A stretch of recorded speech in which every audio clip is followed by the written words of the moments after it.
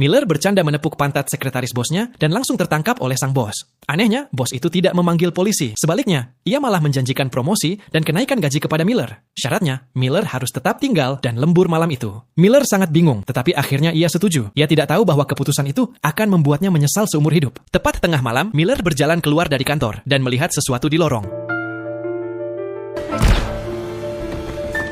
Ia sangat ketakutan hingga langsung bersembunyi di balik dinding. Setelah si pembunuh menyeret sebuah mayat pergi, Miller segera menyelinap masuk ke kamar mandi. Miller menyadari bahwa satpam di sana sudah mati. Saat itu ia mendengar langkah kaki pelan di luar. Miller dengan cepat menutup pintu, lalu berdiri di atas toilet sambil berjongkok. Si pembunuh mendorong pintu kamar mandi, menghapus darah di wajahnya, lalu berbicara pada tubuh satpam itu. Ketika Miller melihat gantungan kunci di pinggang satpam, ia sadar bahwa si pembunuh bisa masuk ke biliknya kapan saja. Miller melompat turun dari toilet, tetapi tanpa sengaja memicu sensor. Dalam kepanikan, Miller kembali memanjat toilet. Saat si pembunuh berdiri, Miller menekan tombol flush. Si pembunuh mengira tubuh satpam itu tidak sengaja menyentuhnya dan akhirnya berbalik pergi. Beberapa saat kemudian, Miller bergegas keluar dari kamar mandi, tetapi bertemu dengan seorang rekan kerja yang juga lembur. Miller menceritakan tentang si pembunuh itu, dan mereka pun bersiap untuk melarikan diri bersama. Mereka menemukan bahwa lift terkunci dan tangga darurat juga terhalang. Miller menyuruh rekannya menelepon bantuan, sementara Miller pergi untuk memperingatkan bos. Ketika tiba-tiba mereka mendengar suara si pembunuh di belakang, si pembunuh menaruh tangannya di bahu rekannya, memberi isyarat agar telepon ditutup, lalu menodongkan pistol ke kepalanya. Saat Miller tiba di kantor, suasananya sangat sunyi dan mencekam. Miller berjongkok di meja kerjanya dan mencoba menelepon polisi, tetapi ponselnya kehabisan baterai. Saat Miller berbalik, ia melihat tubuh rekannya sudah tergeletak di dekat sana. Belum sempat ia bernapas lega, si pembunuh tiba-tiba masuk ke kantor. Miller segera bersembunyi di ruang penyimpanan di ujung ruangan sambil mengamati setiap gerakan si pembunuh. Si pembunuh sedang berbicara di telepon sambil berjalan mendekatinya. Ia bersiap menyerang begitu pintu terbuka. Namun tiba-tiba telepon berdering. Si pembunuh berbalik menuju meja Miller. Miller berlari keluar dari ruang penyimpanan dan sprint menyusuri lorong. Si pembunuh melihat nama penelepon di layar. Itu adalah pacar Miller. Saat melihat nama dan fotonya, ia langsung tahu targetnya ada di dekat situ. Sementara itu, Miller sudah masuk ke ruangan lain. Ia menyalakan tumpukan kertas untuk mencoba memicu alarm asap. Namun setelah menunggu, alarm tidak juga berbunyi.